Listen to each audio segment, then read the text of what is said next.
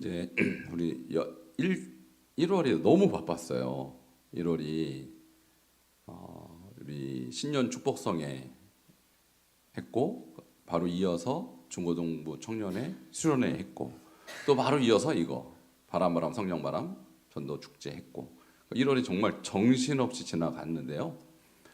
한 해 시작을 어떻게 보내는가가 그 해를 결정한다고 생각합니다.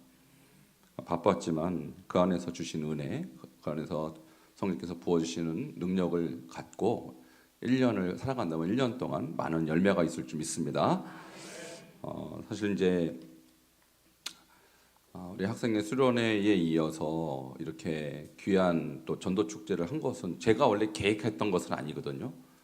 저는 한 연말이나 돼야 시간이 거기서 이렇게 날 거다, 강사님들이. 근데 웬걸이요, 바로 그냥 여름 우리 겨울 수련회 끝나고 이어서 이 행사를 하는데 뭔가 의미가 있겠다.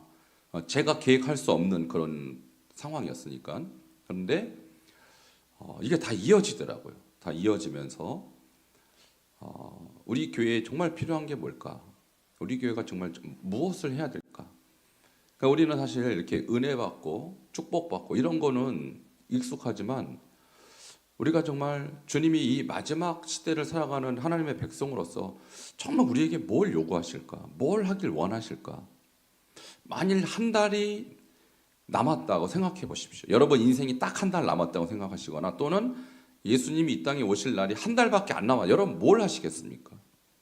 뭘 해야 그 한 달이 가장 가치 있다고 생각하십니까?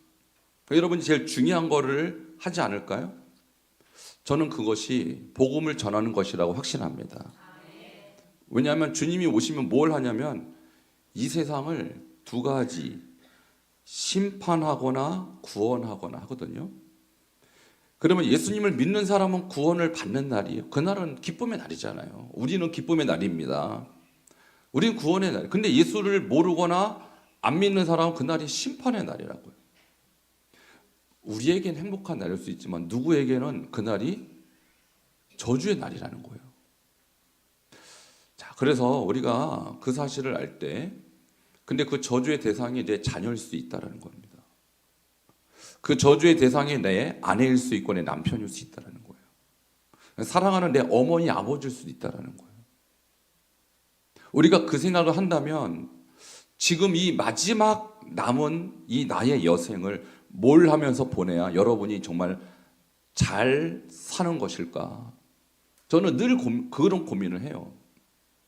그래서 저도 좀 소극적으로 언젠가 이 사역을, 이 전도 축제를 해서 우리가 열심히 교회 전도하는 교회가 됐으면 좋겠다라는 생각을 막연하게 했죠. 이렇게 하나님 급하고 강한 바람처럼 인도하실 줄은 몰랐습니다. 하나님이 하시는 일들은 인간의 생각을 뛰어넘는 것입니다. 우리 교회가 주님이 만일 한 달 남았다고 말씀하신다면 그 한 달 동안에 매일 여러분 나가서 전도하셔야 됩니다.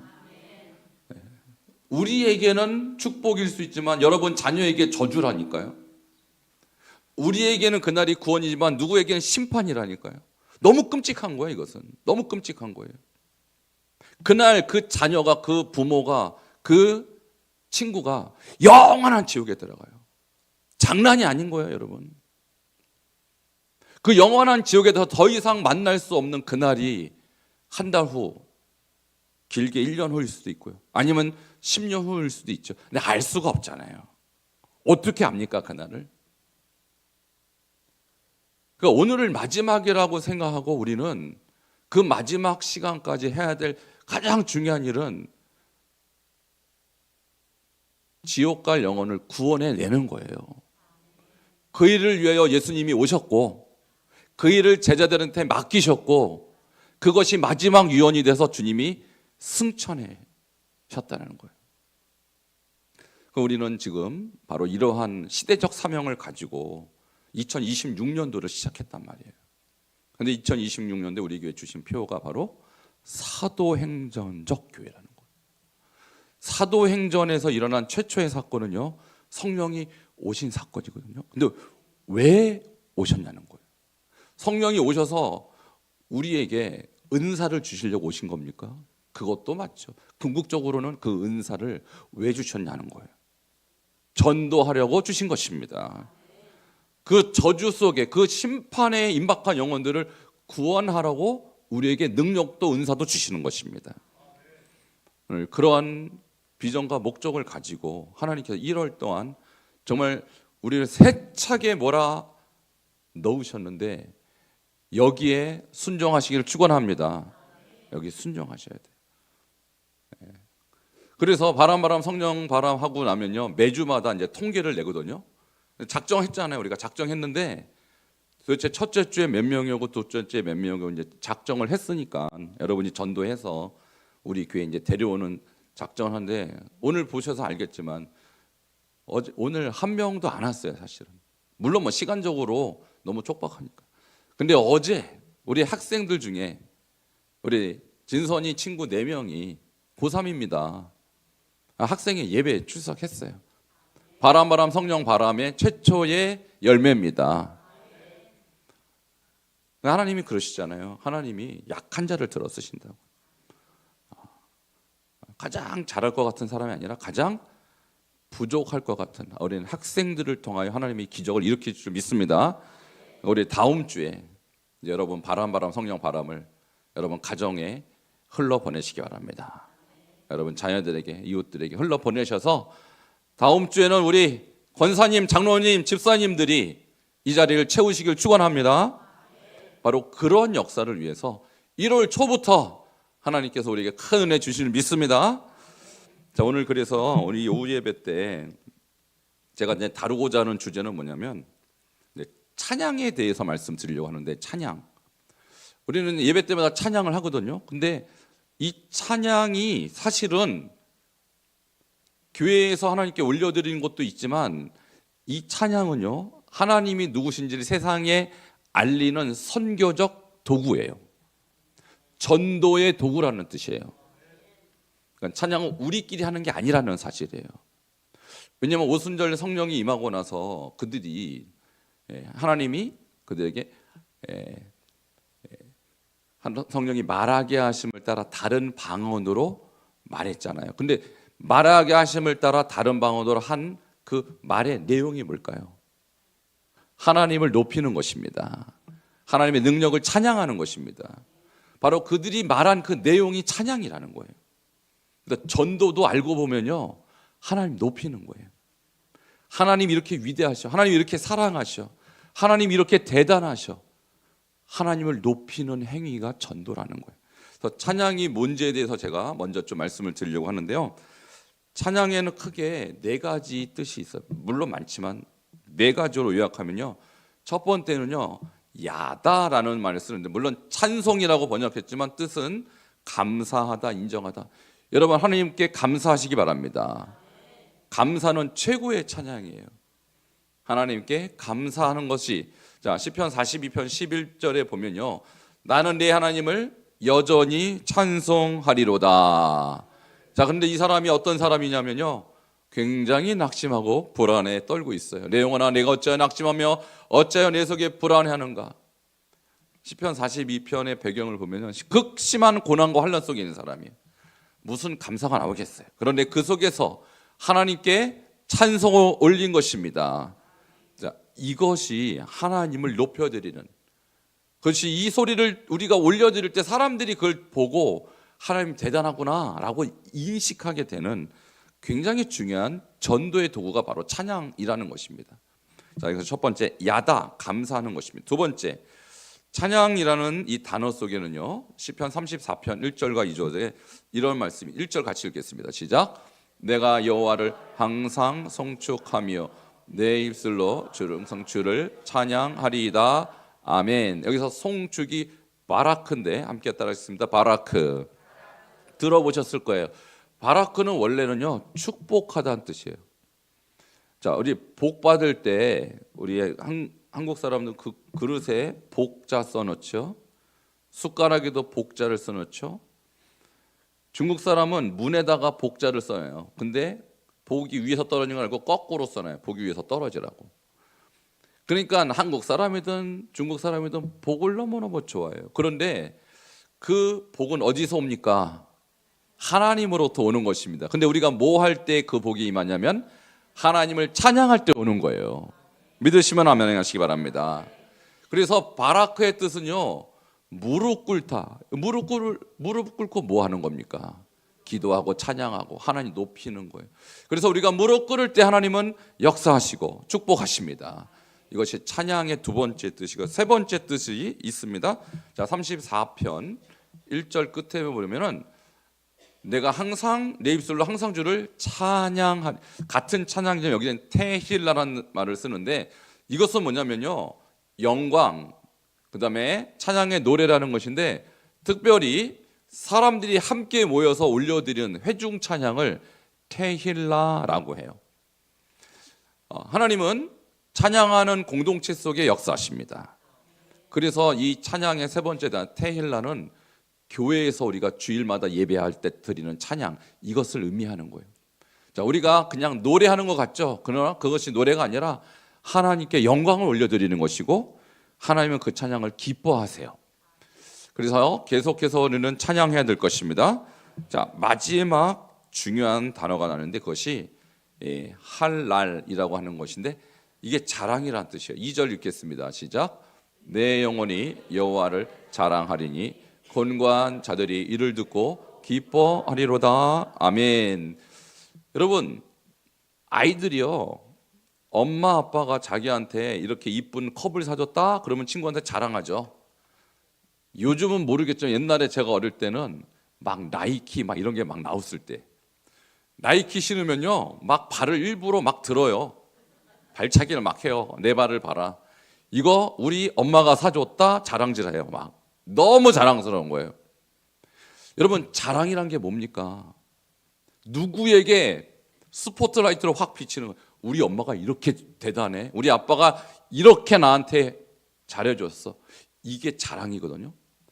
여러분, 누구를 가장 자랑하십니까? 여러분, 하나님을 자랑하십시오. 그럼 누구에게 자랑해야 돼요? 누구에게? 그렇죠. 이 할랄이라는 단어가요, 믿지 않는 자에게 하나님을 자랑해라. 여기가 굉장히 중요한 전도적 선교적 의미가 있어요. 그래서 우리가 테힐라, 아까는 회중 찬양은 교회에서 하는 거라면, 이 할랄 찬양은 밖에서 하는 거예요. 사람들 만났어요. 여러분, 누구 자랑합니까? 주로 엄마 아빠들은 우리 애가 공부를 이렇게 잘한다고 애들 자랑하거나, 그렇죠. 그리고 나이 좀 많으신 분들은 우리 아이가 나 이번에 침대 사줬어, 차 뽑아줬어. 안마기, 자식 자랑 정말 열심히 하시더라고요. 좋습니다. 자랑할 땐 또 해야죠. 근데 진짜 자랑할 분은 하나님이세요. 왜? 하나님이 여러분을 구원하셨기 때문이에요. 하나님이 여러분을 지금까지 인도하셨기 때문이에요. 그러니까 친구들 앞에서 자식 자랑 그만하시고 부모 자랑 그만하시고 하나님 자랑하십시오. 이게 전도예요. 그러면 듣는 사람 입장에서는, 야, 하나님이 그렇게 대단하셔? 하나님이 그렇게 능력 있어? 그럼 나도 한번 믿어볼까? 이런 생각이 들지 않겠어요?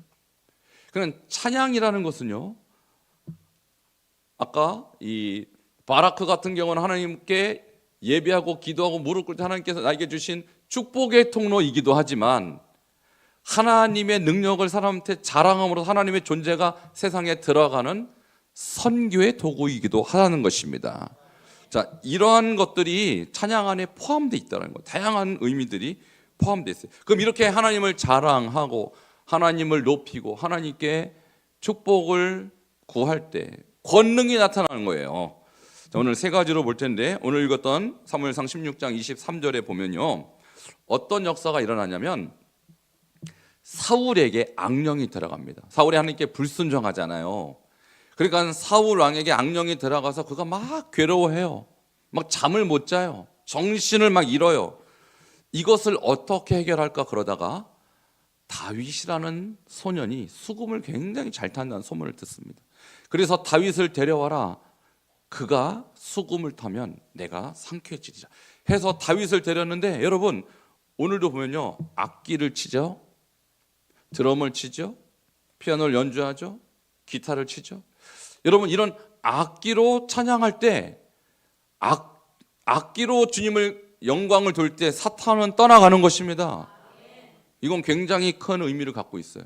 우리 찬양팀이 기타도 치고 드럼도 치고 연주도 하지만 이건 단순히 음악적인 연주가 아니라 사탄을 쫓아내는 도구가 될 수 있다. 이게 찬양의 능력인 거예요. 그래서 찬양은요, 하나님께 올려드리는 기도이자 예배이자 영적 전투의 최고의 무기인 것입니다. 여러분, 이 능력을 여러분 가지시길 바랍니다. 그러니까 여러분, 마음이 어려움이 올 수 있고요, 두려움이 올 수 있고, 마귀도 역사해요. 그런데 마귀가 제일 두려워하고 제일 싫어하는 게 찬양이에요. 여러분이 찬송가를 부를 때 그냥 대충 부르잖아요. 그럼 마귀가 별로 안 무서워요. 왜? 대충 부르면 하나님께 안 올라가니까. 근데 하나님께 올려지는 찬양을 하면 하나님이 그 자리에서 임재하세요. 그리고 바라크, 축복을 내려주세요. 하나님을 자랑하면 하나님이 기분이 너무너무 기쁜 거예요. 그래서 마귀도 쫓아낼 수 있는 것입니다. 찬양은 가장 강력한 영적 무기예요. 옆에 분에게 축복하겠습니다. 당신은 하나님을 찬양함으로써 마귀도 이길 수 있습니다. 우리가 마귀를 이긴다 할 때는 마귀야 나가라 한다고 나가는 게 아니라 하나님을 높이면 그분이 내려오셔요. 그분이 바라크, 축복을 주시는 거예요.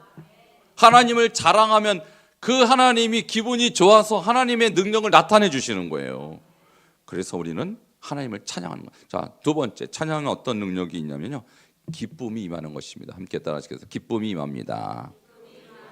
자, 방금 읽었던 시편 34편 1절 2절에 보면요, 내 영혼이 여호와를 자랑하네. 자랑이 뭐라고 그랬어요? 할랄. 우리가 그래서 할렐루야 하죠. 그 할렐루야는요, 하나님을 찬양하라 이런 명령인데, 할랄이란 말은 자랑하라, 이런 자랑하라는 뜻인데, 우리가 하나님을 자랑하면요, 어떤 일이 일어나느냐? 우리 안에 있는 두려움이 떠나갑니다. 우리 안에 있는 슬픔도 떠나갑니다. 우리 안에는 우울증도 떠나갑니다. 그래서 찬양하면 여러분 내면의 질병 싹 고칠 수 있어요. 근데 많은 분들이 요즘 우울증 많잖아요. 많은 분들이 공황장애 이런 것도 굉장히 많아요. 왜 그럴까요? 그 안에 기쁨이 없어서 그래요. 근데 왜 기쁨이 없을까요? 하나님이 안 계셔서 그래요. 그러면 하나님을 찬양하면 어떤 일이냐? 하나님이 임재하셔요. 하나님이 임재하는 곳은 기쁨이 옵니다. 마귀는 떠나가고 마귀가 떠난 자리에 기쁨이 오는 거예요. 그래서 여러분, 가능하면 하나님을 어떻게 찬양해야 됩니까? 기쁨으로 하루 종일 찬양하시기 바랍니다. 자, 이 시편 34편 1절 2절만 우리가 보고 있는데, 이 다윗의 시거든요. 다윗이 사울에게 쫓겨나갈 때 언제 죽을지 모르잖아요. 잡히면 죽는 거예요. 그런데 다윗이 한 것이 무엇입니까? 이 두려움을 떨쳐내기 위해서 두려움은 떠나가라 이랬을까요? 아니에요. 여기 써 있잖아요. 내 영혼이 여호와를 뭐 했다고요? 자랑했어요. 자랑했어요. 하나님이 이렇게 위대하시다. 사람들이, 나를 모르는 사람들이 하나님이 누구신지 모를 때 하나님을 자랑했더니 그 안에서 자기도 기뻐하고 곤고한 사람들이 함께 마음에 기쁨이 오게 된 것입니다. 자, 마지막 찬양의 능력은요, 함께 따라하시겠습니다. 찬송의 현장에 임재하십니다. 무슨 말인지 알겠죠? 우리가 찬양을 하면요, 그 현장에 하나님이 오신다라는 거예요. 자, 시편 22편 3절에 이렇게 말씀하세요. 이스라엘의 찬송 중에 계시는 주여. 이스라엘의 뭐 하는 중에? 찬송 중에 계신다고 그래요. 그러니까 하나님은 누구에게 함께 하시냐? 하나님을 찬송하는 자와 함께 하십니다. 이것은 일종의 하나님에 대한 부름이에요. 하나님 와주세요. 하나님 와주세요. 하나님을 구하는 행위입니다. 그러니까 하나님을 찾는 사람에게 와주시지 하나님을 필요도 하지 않는 사람에게 와주실까요? 그러므로 우리가 찬양할 때 하나님이 오실 줄 믿습니다. 자, 사도행전 16장 25절 26절에 보면요, 바울과 실라가 빌립보 가서 전도하다가 감옥에 끌려갔더라고요. 이때 그들이 두려워하는 것이라 뭘 했습니까? 찬송했어요. 기도하고 찬송했어요. 그랬더니 어떤 일이 나냐면 갑자기 지진이 납니다. 그리고 문이 다 열려버립니다. 할렐루야. 누가 그렇게 하신 걸까요? 하나님이 역사하셨습니다. 하나님, 우리가 찬송하는 현장에 내려오십니다. 그러니까 우리는요, 이 찬양을 그저 예배 형식의 한 순서로 보는 것이 아니라 여러분과 하나님이 만나는 현장이 되어야 되는 것이고, 마귀가 떠나는 현장이 되어야 되는 것이고, 우리 안에 있는 모든 질병도 찬송할 때 떠날 줄 믿습니다. 찬송은 굉장히 중요한 영적인 무기라는 것입니다. 자, 결론을 내도록 하겠습니다. 자, 찬양은 하나님의 권능이 임하는 통로입니다. 마귀도 쫓아냅니다. 마음의 기쁨을 주는 것입니다. 하나님의 임재를 끌어당기는 것이 찬양이라는 것입니다. 그래서 우리가 주일날 찬양할 때도 열심히 하겠지만, 평소 때 여러분 가정에서, 여러분 개인적으로 있을 때 여러분 입술로 찬양하십시오. 특별히 사람들에게 주님을 자랑하십시오. 그 자랑하는 것이 바로 전도라는 거예요. 나에게 이렇게 선하게, 나에게 이렇게 위대하게 행하신 그 하나님 당신도 만나지 보셔라. 이것이 전도가 되는 것입니다. 자, 오늘 찬양의 능력, 이제는 찬양하면 우리 안에 있는 두려움도 떠나가게 될 것이고, 찬양하면 마귀도 떠나가게 될 것이고, 찬양하면 전도도 될 것입니다. 우리의 상황이 바뀌기를 기다리지 말고 찬양함으로 상황을 바꾸고